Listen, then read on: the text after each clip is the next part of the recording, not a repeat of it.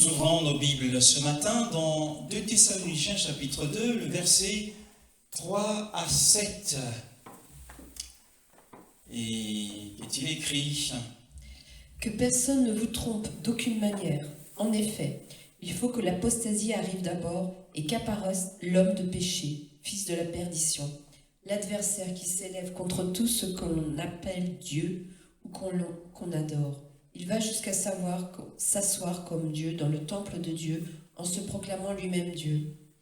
Ne vous rappelez-vous pas que je vous disais cela lorsque j'étais encore chez vous? Et maintenant, vous savez qui le retient, afin qu'il n'apparaisse que lorsque le moment sera venu pour lui. En effet, le mystère de l'impiété agit déjà. Il faut seulement que celui qui le retient encore ait disparu. Celui qui le retient encore est disparu. Alors ces textes de la Bible nous parlent d'un sujet important, puisque nous avons abordé la question de la grande tribulation et des contraintes que subiront ceux qui traverseront cette terrible période à venir. Et ce matin, par la miséricorde du Seigneur, nous voulons aborder un sujet et qui parle des obstacles à l'apparition de l'homme impie. Et c'est l'apôtre Paul, sous l'inspiration du Saint-Esprit, qui va donc nous donner la révélation de ces obstacles. Alors, en ayant lu ces textes bibliques du verset 3 au verset 7, nous comprenons une chose, c'est que Elohim, dans sa grande miséricorde, celle qui dure à toujours, il a posé des obstacles à la venue de l'Antéchrist. Et cela, c'est dans sa grande miséricorde. Et cela relève de sa souveraineté. Par la bénédiction du Saint-Esprit actuellement, eh bien, nous obtiendrons son aide pour découvrir quels sont ces obstacles, quels sont ces freins. Et le premier obstacle, parce que ce qui apparaît ici, c'est qu'il y a deux obstacles qui apparaissent devant nous. Le premier obstacle repose sur l'homme du péché, ou l'homme de péché, ou l'homme impie, ou l'antéchrist. C'est un obstacle qui repose comme sur sa tête, pour l'empêcher de se manifester au moment fixé par Elohim lui-même. Cette entrave, c'est-à-dire cet obstacle, repose sur l'antéchrist comme un lourd fardeau qui lui a été imposé par Elohim lui-même. Parce qu'il y a un lourd fardeau sur sa tête, alors il ne peut faire aucun mouvement là où il se trouve dans les régions inférieures de la terre, c'est-à-dire dans l'abîme. Donc il y a un obstacle qui est comme un lourd fardeau, une pierre de plomb, qui est posée sur l'homme impie, et cela pour l'empêcher. C'est le premier obstacle. Le deuxième obstacle repose non pas sur l'homme impie, cette fois-ci, mais sur ce qui a été dit au verset 7, le mystère de l'iniquité. Le deuxième obstacle repose sur le mystère de l'iniquité, pour pouvoir le freiner. Cet obstacle le freine afin d'empêcher son développement. Alors, à quoi ressemble cette résistance, ou ce frein, ou cet obstacle? Eh bien, cette résistance n'est autre que la main gracieuse d'Élohim. Elle est gracieuse à nos yeux, mais elle est pesante, ou elle s'apaisantit sur ce mystère, afin d'empêcher ce mystère. À quoi pouvons-nous comparer ce mystère que la main puissante et gracieuse d'Élohim est en train de freiner en ce moment? Eh bien, nous pouvons comparer ce mystère à un jeune plant de sapin. Et nous savons tous que lorsque nous regardons un sapin, le sapin est à un tronc. Généralement, le tronc du sapin est droit. Mais ses branches sont inclinées vers le bas. Et sur ces branches poussent des feuilles. Et ces feuilles sont comme des aiguilles. Celui qui s'y frotte s'y pique. Et le mystère de l'iniquité est semblable à un jeune plant de sapin. Et pour empêcher que ce sapin ne s'accroisse et ne se développe trop rapidement en graines, eh bien la main puissante, la main gracieuse et apaisante de l'Élohim repose sur ce jeune plant. Venons-en donc au texte. Au verset 6, la Bible dit « Et maintenant vous savez », dans ma version, vous savez. Paul, s'adressant aux disciples de Thessalonique, au verset 5, il dit « Ne vous souvenez-vous pas que je vous disais ces choses lorsque j'étais encore chez vous ?» Paul en avait parlé, il avait prêché là-dessus. Il avait donné un enseignement à ce sujet. Et il dit « Mais maintenant, vous êtes au courant, vous êtes informés, vous avez la connaissance, et vous savez, dit-il, ce qui le retient, afin qu'il ne soit révélé qu'en son temps. » Dans ce passage du verset 6, l'obstacle nous est présenté. Alors si vous êtes attentifs, regardez avec moi au verset 6. « Et maintenant vous savez ce qui le retient, afin qu'il ne soit révélé qu'en son temps. » L'obstacle ici nous est présenté. C'est le premier obstacle. Il nous est présenté comme d'une chose. Ce qui le retient. Comme d'une chose avec une nature ou une forme neutre. C'est une forme impersonnelle. Ce qui le retient afin qu'il ne soit révélé qu'en son temps. Alors, ce qui le retient doit être forcément quelque chose de bon. Car cela empêche, cela constitue une barrière à l'apparition de l'homme impie. Ce qui le stoppe, ce qui l'empêche, ce qui l'étouffe, afin qu'il ne soit manifesté qu'en son temps. Alors cette chose, c'est quelque chose de bon. C'est le premier obstacle.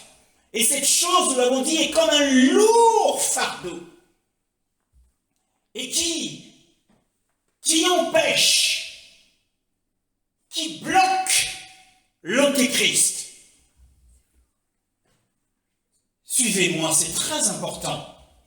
Le verset 7 nous dit, car le mystère de la violation de la Torah, c'est-à-dire le mystère de l'iniquité, est déjà à l'œuvre, nous dit l'apôtre Paul.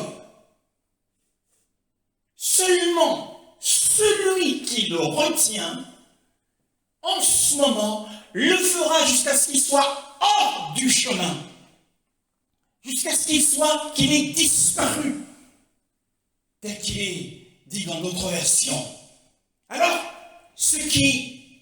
dans ce verset de la Bible, ce qui gêne, parce que Paul nous dit que le mystère de l'iniquité est déjà en action. Dans le premier cas, l'homme impie n'est pas encore apparu. Il est stoppé par une chose, cette chose est bonne. Et dans le deuxième cas, celui qui le retient, il ne retient pas totalement, parce que c'est un mystère qui est déjà en mouvement. Ici, celui qui le retient fait allusion à quoi? Il fait allusion à une personne. Le premier obstacle faisait allusion à une chose. Et le deuxième obstacle fait allusion à une personne. Parce qu'il est écrit « celui qui le retient ». Et cette personne a une forme masculine. Celui. Il n'est pas dit celle qui le retient, mais celui qui le retient a une forme masculine. Et cette personne est une gêne à l'augmentation de l'iniquité. Celui qui le retient. Matthieu 24, le verset 12. À cause de la progression du mal, l'amour du plus grand nombre se refroidira. Oui, à cause de la progression du mal ou de la progression de l'iniquité ou de l'avancement ou de la multiplication de la violation de la Torah, l'amour de beaucoup ou du plus grand nombre se refroidira. Et ça, c'est le terrain qu'a parcouru notre Rédempteur, notre Sauveur, sur le mont des Oliviers, lorsqu'il présentait à ses plus proches collaborateurs, eh bien, le plan du Père concernant les temps à venir. Ici, Yoshua fait allusion à la grande tribulation. Juste avant la grande tribulation, eh bien, il y aurait une progression terrible du mal. Il y aurait une progression de l'iniquité. Il y aurait une augmentation de l'iniquité. Et si nous revenons dans le texte que nous sommes en train d'étudier, de 2 Thessaloniciens chapitre 2, le verset 7, il nous est dit, eh bien, que le mystère de la violation de la Torah, ou le mystère de l'iniquité, est déjà en opération, mais seulement celui qui le retient, donc celui qui gêne son augmentation, sa progression, sa multiplication, il faut que celui-là ait premièrement disparu.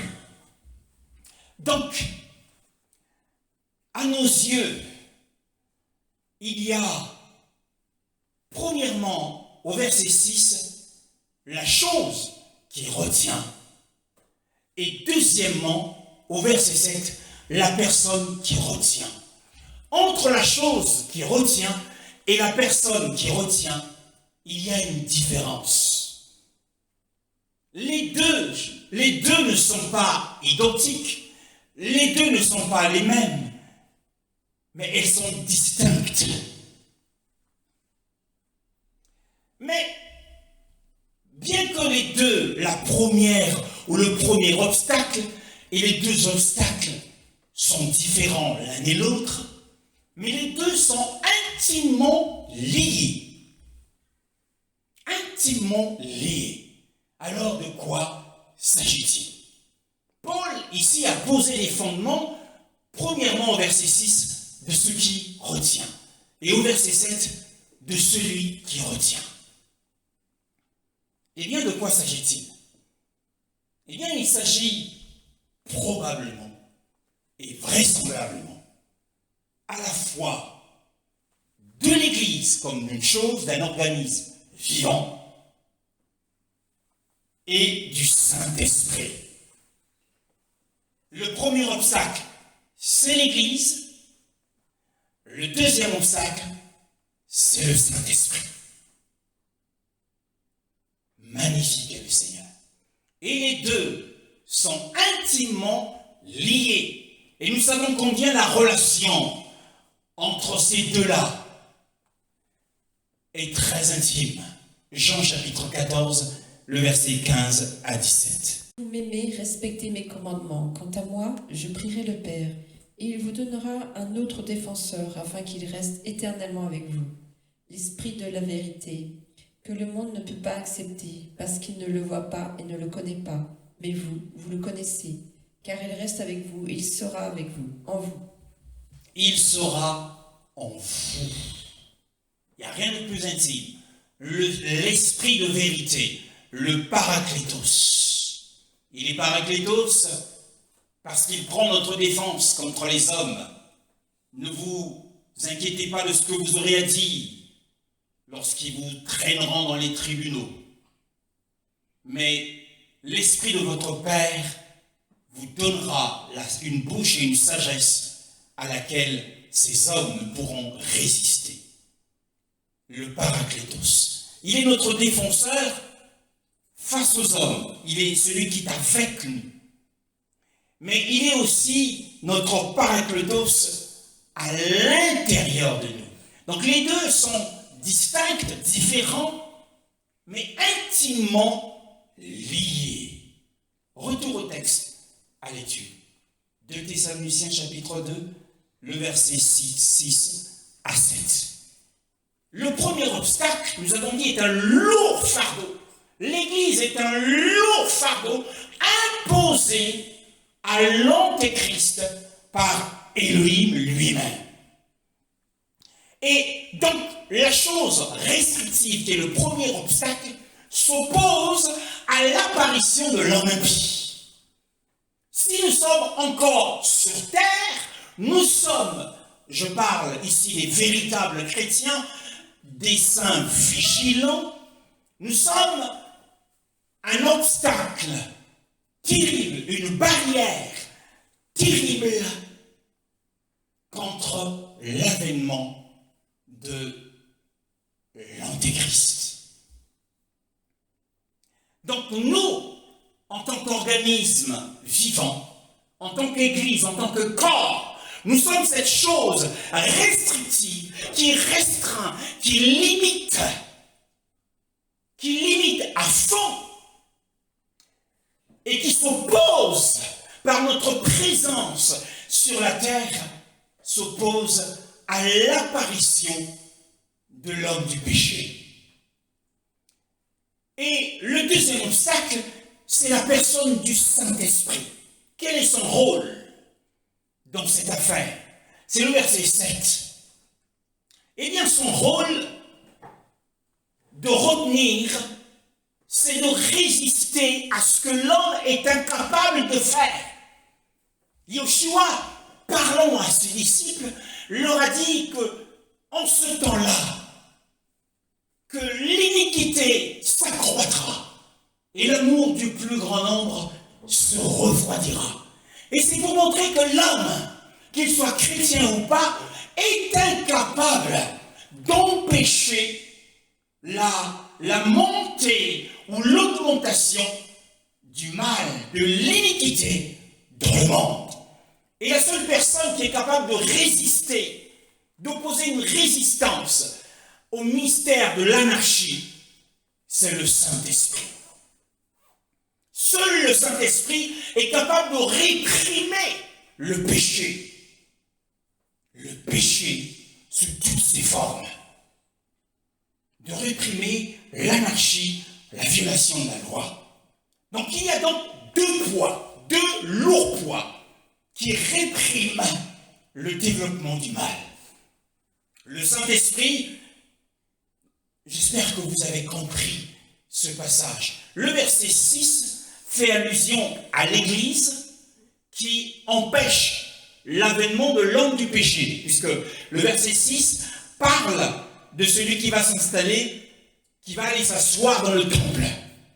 Ne vous souvenez pas que je vous disais ces choses lorsque j'étais encore avec vous, et maintenant vous savez ce qui le retient, afin qu'il ne soit révélé qu'en son temps. Donc c'est l'Église qui s'occupe, qui étouffe l'avènement de l'Antéchrist. Quant au Saint-Esprit, il s'occupe du mystère de l'iniquité, pour qu'il n'y ait pas un tel développement du mal au point que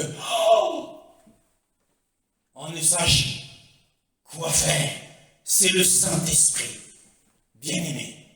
Elohim retient Yoshua dans les cieux, à sa droite, car il est écrit « Assieds-toi à ma droite, jusqu'à ce que je fasse de tes ennemis ton marchepied de tes pieds. » Donc Yahushua est retenu par Elohim le Père jusqu'à ce que son peuple, le peuple du Seigneur, jusqu'à ce que son peuple soit réellement en bonne santé. Oui, l'Église dans le monde est malade. C'est la maladie de l'immaturité. Le blé n'est pas encore mûr. Et tous les saints, tous les élus n'ont pas encore été appelés. Nous avons encore des âmes à gagner. Nous avons encore des régions à conquérir. Nous avons encore beaucoup de personnes à délivrer de la possession démoniaque. Et pour cela, il faut que l'Église travaille encore. Donc le blé n'est pas encore mûr. La moisson n'est pas encore là. La moisson n'est pas encore là. De même, Satan est retenu par Elohim. Et son roi est retenu dans l'abîme. Ainsi que son royaume, pour les raisons similaires, pour les mêmes raisons. Pourquoi? Eh bien, il est écrit dans le livre de la Genèse, au chapitre 15. Il est écrit au chapitre 15, au verset 16. La 4e génération reviendra ici, car l'iniquité des Amoréens n'est pas complète jusqu'ici. L'iniquité des Amoréens n'était pas encore à son comble. Alors Elohim ne pouvait pas exercer le jugement contre les Amoréens. Il fallait attendre que l'iniquité augmente et arrive à son comble. Bien-aimés, et l'iniquité n'est pas encore en son comble aujourd'hui. L'ivraie n'est pas encore mûr pour que l'Antéchrist vienne. Retour au texte. 2 Thessaloniciens chapitre 2, le verset 7. Une expression attire notre attention. Seulement celui qui le retient en ce moment le fera jusqu'à ce qu'il soit hors du chemin. Dans notre version, il est dit jusqu'à ce qu'il soit hors du milieu. Alors nous voyons que, eh bien, l'enlèvement des saints, vigilants, l'un sera pris, l'autre laissé, veillez, car vous ne savez à quelle heure le Fils de l'homme viendra. Vous ne savez pas si c'est à minuit, si c'est la 2e heure, la 3e heure, ou au chant du coq. Mais veillez, veillez. Alors celui qui ne veille pas ne sera pas enlevé. Seuls les saints vigilants seront enlevés. Donc, pendant qu'il y aura ce miracle des miracles, où les hommes, les saints seront transfigurés et rejoindront pour la première fois le Seigneur dans les airs, mais ils ne précéderont pas ceux qui sont déjà morts et qui attendent actuellement dans le paradis d'Hadès, au centre de la terre, dans le lieu intermédiaire et du rassemblement de tous les saints. C'est un lieu paradisiaque, rempli de la lumière de son apparence. Il y a de la joie, il y a des louanges dans ces lieux. Paul a visité le paradis, mais il a été aussi au 3e ciel, dans le ciel. Alors les saints qui sont dans le paradis d'Hadès devront premièrement remonter, traverser les eaux puissantes et la croûte terrestre et retrouver des corps incorruptibles qui sont dans la dispersion actuellement. Alors, ensemble, nous monterons pour rencontrer notre roi pour la première fois. Et quand cet enlèvement des saints et la descente de Yahushua s'effectueront, eh bien, cela va produire un changement dans la position du Saint-Esprit sur la terre. Car il est écrit, dans ce passage que nous venons de lire, il le fera jusqu'à ce qu'il soit hors du chemin, jusqu'à ce qu'il soit sorti du chemin. C'est-à-dire que la position du Saint-Esprit va connaître un mouvement et un changement, parce que l'enlèvement des saints aura lieu. Et parce que les saints seront enlevés, alors la position du Saint-Esprit changera. Il ne sera plus en action pour étouffer et résister contre l'augmentation de l'iniquité. Matthieu chapitre 5, le verset 13 à 16. Vous êtes le sel de la terre, mais si le sel perd sa saveur, avec quoi la lui rendra-t-on? Il ne sert plus qu'à être jeté dehors et piétiné par les hommes. Vous êtes la lumière du monde. Une ville située sur une montagne ne peut être cachée, et on n'allume pas non plus une lampe pour la mettre sous un seau. Mais on la met sur son support, et elle éclaire tous ceux qui sont dans la maison. Que de la même manière votre lumière brille devant les hommes, afin qu'ils voient votre belle manière d'agir, et qu'ils célèbrent la gloire de notre Père céleste. Alors nous avons dit que le premier obstacle est une bonne chose parce qu'elle retient et empêche l'avènement de l'Antéchrist. Et cette bonne chose, nous la voyons dans ce que Yeshua nous donne ici sur le serment sur la montagne. Vous êtes le sel de la terre. C'est cette bonne chose. Car Yeshua le dit. Mais si le cerf perd sa force et sa saveur, avec quoi sera-t-il salé? Parce que le sel est une bonne chose. C'est grâce au sel. Imaginons que vous ayez préparé une pâte à pain et que finalement, une autre tâche vous a été confiée. Et vous oubliez ce que vous aviez, le travail que vous avez fait auparavant. Et le temps a passé, et la pâte s'est mise à commencer à fermenter. C'est-à-dire que cette pâte a été attaquée par des bactéries. Alors commence le processus de la putréfaction. Et dans ces cas-là, pour empêcher que la putréfaction soit totale sur cette pâte à pain, vous y dispersez de ci, de là, du sel. Le sel empêche aux microbes, aux bactéries de pouvoir se développer et de rendre cette pâte putride. C'est grâce au sel. Vous êtes le sel de la terre. Alors quel sera le résultat, bien-aimés, lorsque le sel de la terre sera éliminé de la terre?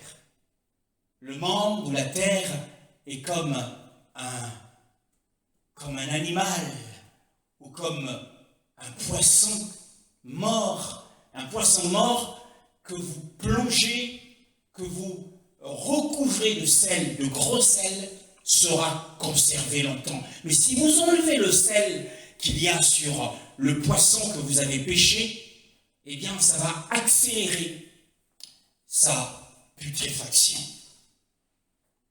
Alors, quand le sel de la terre sera enlevé de la terre, qu'arrivera-t-il?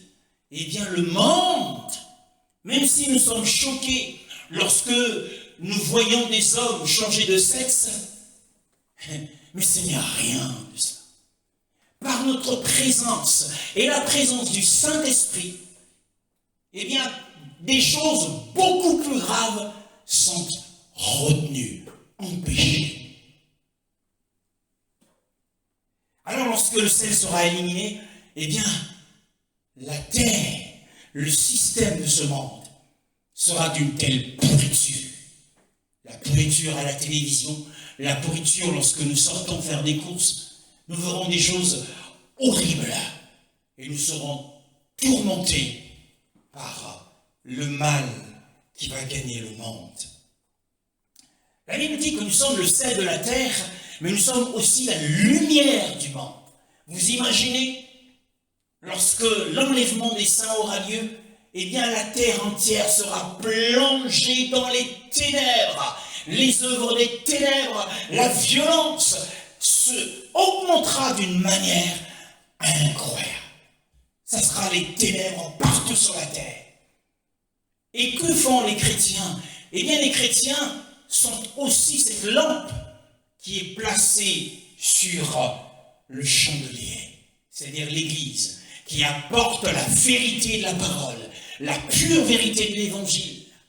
Et lorsque les saints seront enlevés, il n'y aura plus de vérité sur la terre. Il n'y aura que l'illusion, le mensonge. Alors les hommes croiront au mensonge, comme l'a dit l'apôtre Paul, parce qu'ils n'ont pas cru en la vérité. Et un esprit d'égarement sera sur eux, afin qu'ils croient au mensonge. Pourquoi? Eh bien parce que la vérité aura été retirée de la terre, avec l'enlèvement des saints vigilants.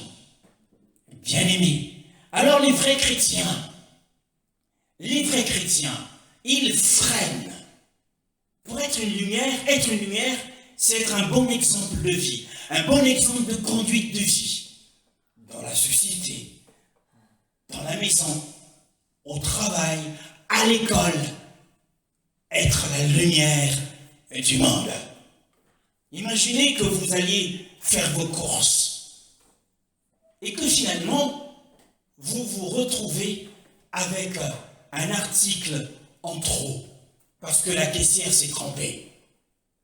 Être la lumière du monde, c'est le prendre, ce produit que vous avez en trop, c'est de le rapporter au service d'accueil de ce commerce. C'est cela la lumière du monde. Mais un homme païen, pour lui c'est une aubaine, pour lui c'est une opportunité. Et cette semaine, pendant que j'allais faire les courses et que j'avais terminé, je rangeais mon chariot, et je regardais à côté, il y avait un chariot. Et là, un article frais avait été oublié par un client. J'étais dans le parking. Et le Saint-Esprit m'a dit, prends-le. J'ai pris cet article. J'ai dit, ok, je retourne au magasin, au service d'accueil. Mais il y avait du monde, il y avait de la queue. J'ai attendu que mon tour vienne. Et je me suis présenté. J'ai dit, il y a un client qui a oublié cet article. Il est encore très frais. Gardez-le, peut-être qu'il viendra et qu'il viendra le récupérer. C'est cela avec la lumière du monde. C'est cela, montrer au monde que nous sommes un bon exemple. Les saints doivent être honnêtes. Cela peut être valable pour une enveloppe contenant 1 million d'euros. Et il faut le rapporter au commissariat jusqu'à ce que la personne soit retrouvée. C'est à cette personne-là, si elle a été touchée, de vous faire cadeau de quelque chose. Mais cet argent ne vous appartient pas. C'est cela, être la lumière du monde. Et donc quand il n'y aura plus de lumière, il n'y aura que des ténèbres sur la terre. Et l'anarchie, bien-aimés, que doivent faire encore les vrais chrétiens? Eh bien, par notre exemple et par les vérités de la parole, nous allons non seulement freiner les vagues, le flot du péché. Avez-vous peut-être lu une vision ou un songe où des vagues, des eaux vous ont envahi? Attention, ça peut être le flot du péché qui veut vous faire tomber. Alors les saints véritables empêchent, ils soutiennent par leur vérité la parole, et parce qu'ils soutiennent par leur vérité, par leur exemple la parole, eh bien ils empêchent le flot, les vagues du péché sur les hommes. Mais ils retardent et retiennent de manière responsable. C'est ça qui est important. Ceci est important. Nous retenons de manière responsable, par notre exemple, par les vérités que nous prêchons dimanche après dimanche. Nous retenons de manière responsable, par notre vie de prière, par notre vie d'adoration, de manière responsable, nous retenons et nous freinons, bien-aimés, l'invasion des jugements d'Élohim. Apocalypse, chapitre 3, le verset 10. Tu as gardé mon ordre de persévérer. Je te garderai aussi à l'heure de la tentation qui va venir sur le monde entier pour mettre à l'épreuve les habitants de la terre. Il y aura des jugements qui doivent s'abattre sur la terre.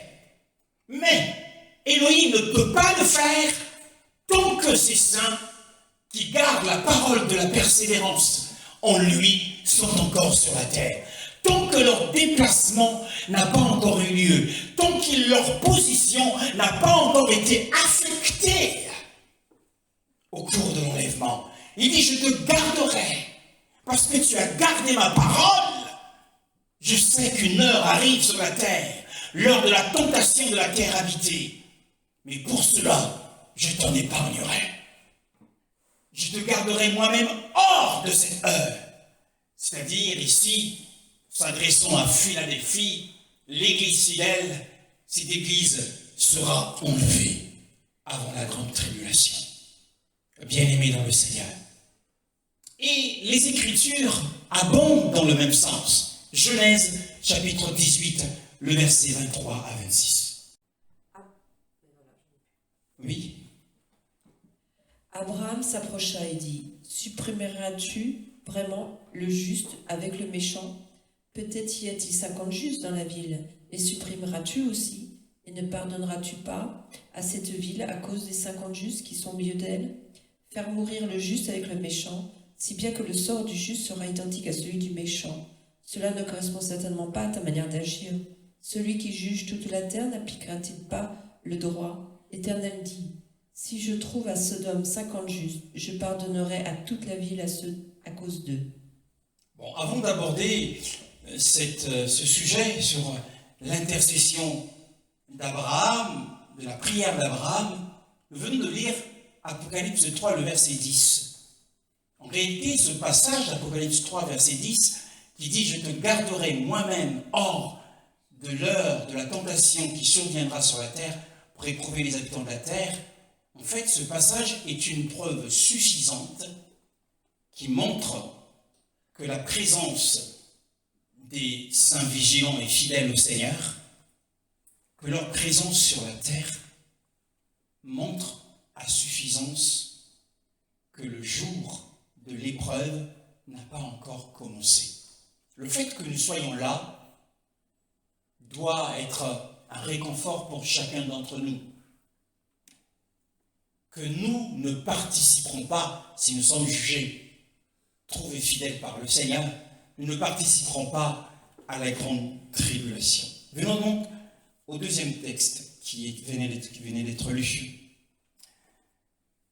Donc, dans Genèse chapitre 18, le verset 23 à 26, l'argument de notre père Abraham a été que s'il y avait 50 justes, donc la présence des tonnes de justes, d'une multitude de justes cités dans la prière d'Abraham, selon la réponse de Yahweh, au verset 26, si je trouve dans Sodome 50 justes au milieu de la ville, je pardonnerai à cause d'eux à tout le lieu. Donc la présence des tonnes de justes, nous sommes justes, nous avons la robe universellement offerte de la justice du Mashiach. Et nous sommes en présence du Père comme des hommes acquittés, comme si nous n'avions jamais commis de péché. Et ici, Yahweh répond que s'il y a autant de justes dans Sodome, je ne détruirai pas cette ville. Je retarderai le jour de la destruction de Sodome, parce qu'il y a dans Sodome 50 hommes justes. Voilà la réponse de Yahweh. Et parce que nous sommes ici, nous sommes présents ici, en France, aux États-Unis, en Afrique, où que ce soit, eh bien, les jugements, l'invasion des jugements d'Élohim contre ces nations, cette invasion est repoussée, retardée, freinée.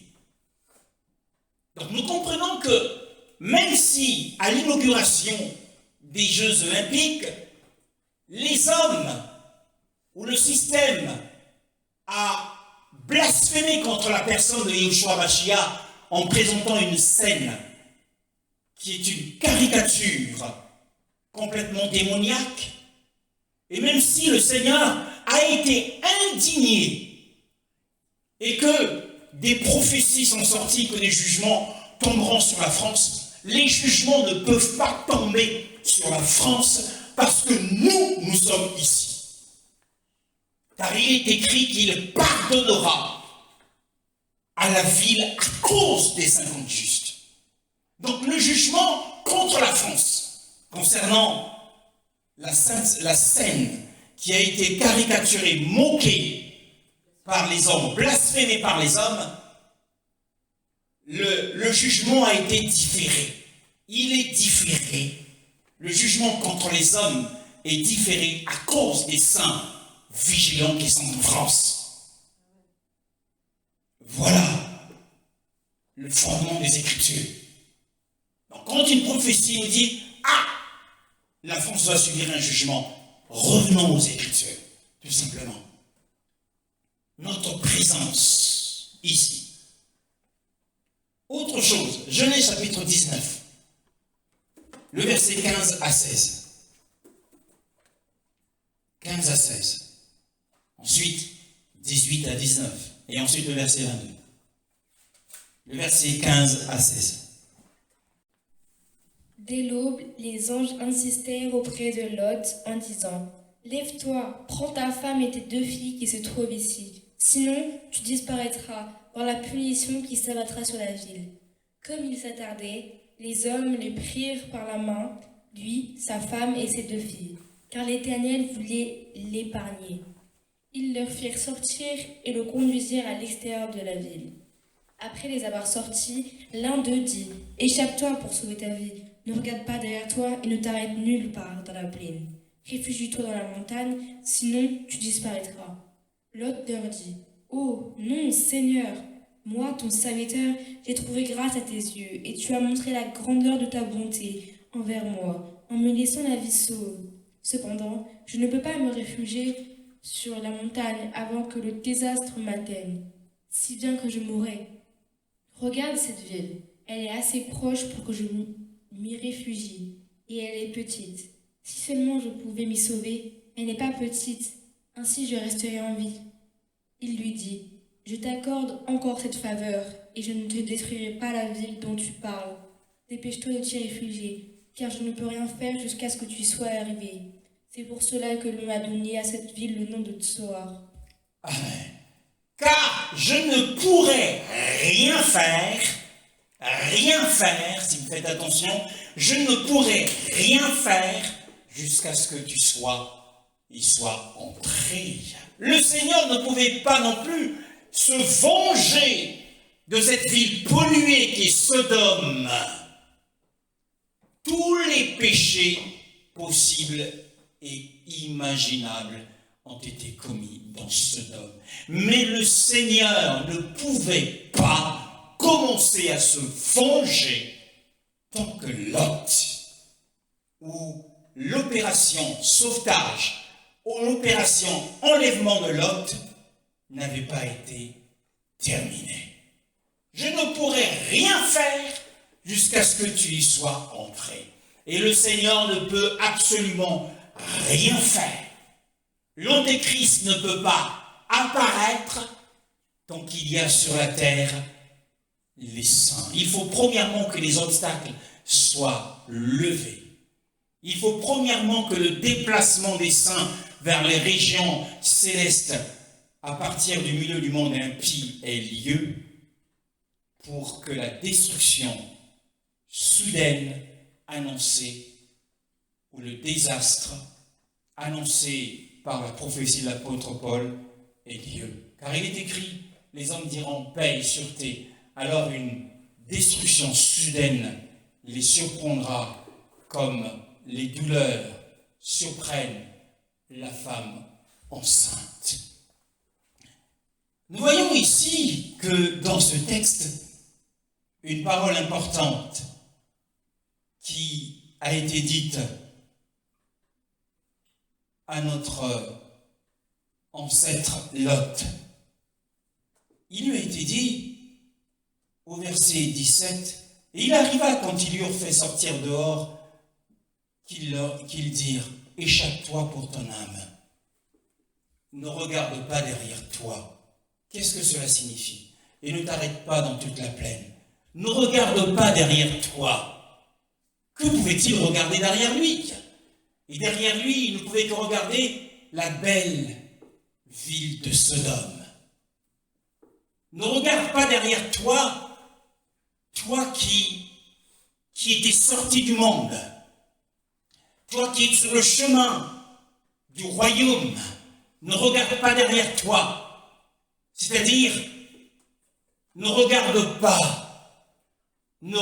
pas au péché que tu as laissé. Ne reviens pas au péché que tu as laissé. Ne reviens pas à Satan auquel tu t'es départi. Beaucoup de croyants, après avoir dit oui à Yeshua et passé par les eaux du baptême, et à peine qu'ils aient commencé leur parcours sur le chemin du royaume, se sont retournés. Ils ont regardé en arrière. Ils ont regardé au péché. Ils ont regardé à Satan. Et les voici retournés dans Sodome. La femme de Lot, après s'être retournée, a subi le jugement. Elle fut transformée en statue de sel. Ce fut un miracle et un jugement terrible. Ne regarde pas derrière toi et ne t'arrête pas sur la plaine. Qu'est-ce que cela signifie? Ne te repose pas sur ta chair, ne te repose pas sur le monde, même si le monde t'a offert un bon travail, une belle maison, des belles voitures, des belles relations, et beaucoup se reposent parce que leur compte bancaire est garni. Ils ont été élevés à des postes importants dans le monde. Ils ont de l'influence. Et parce qu'ils ont eu de l'influence et qu'ils sont chrétiens, ils ne sont plus les mêmes. Ils sont devenus infréquentables. Ils se sont retournés. Ils ont regardé au péché. Ils ont regardé à Satan. Ne te retourne pas, bien-aimé dans le Seigneur. Nous voyons que Lot a été sauvé par les anges, a été enlevé par les anges. Et tant que l'enlèvement de Lot n'avait pas eu lieu, le Seigneur ne pouvait absolument rien faire. De la même manière, tant que l'enlèvement des saints ne s'est pas produit, eh bien l'Antéchrist n'apparaîtra pas. Et le Seigneur n'exercera pas ses jugements sur la terre. Lorsque les obstacles seront levés, alors la méchanceté du monde atteindra son paroxysme. Même si ce que vous avez vu les transgenres, vous avez vu les hommes changer de sexe, les femmes changer de sexe, ce n'est rien à côté de ce qui va se produire lorsque les saints ne seront plus là. Mais les saints qui sont dans le monde verront ces choses et seront tourmentés. Et lorsque le péché aura atteint son paroxysme, alors la construction du troisième temple aura lieu. Et là, lorsque la construction du temple aura lieu, c'est là que l'Antéchrist va se manifester. Il rompra l'alliance avec Israël au bout de 3 ans et demi, et là il se détournera contre eux. Il s'asseyera dans le temple, il sera appelé lui-même Elohim, l'abomination de la désolation. Et lorsque vous verrez ces choses, ceux qui sont en Judée, fuyez vers les montagnes, a dit le Seigneur. Donc voici le message du Seigneur pour l'Église. Alors, ne vous tourmentez pas. Ne dites pas, c'est l'Antéchrist, c'est la marque de la bête. Vous voyez ceci, c'est la marque de la bête, c'est l'Antéchrist. Ce sont que des illusions, ce sont que des doctrines erronées. Revenons à la parole. L'enlèvement des saints doit avoir premièrement lieu. Une fois que l'enlèvement des saints a lieu, alors l'apostasie se fera. Parce que le mystère de l'iniquité précède, lorsque le mystère de l'iniquité augmente, elle se transformera en apostasie. Le mystère de l'iniquité retenu par le Saint-Esprit, tant que le Saint-Esprit est dans le chemin, tant qu'il est dans le milieu, eh bien, il n'y aura pas d'apostasie. Il faut premièrement que l'Église soit enlevée, et pour que l'Église soit enlevée, il faut que le blé soit mûr. Il faut que nous ayons atteint une certaine maturité, la stature parfaite du Fils d'Élohim. Amen.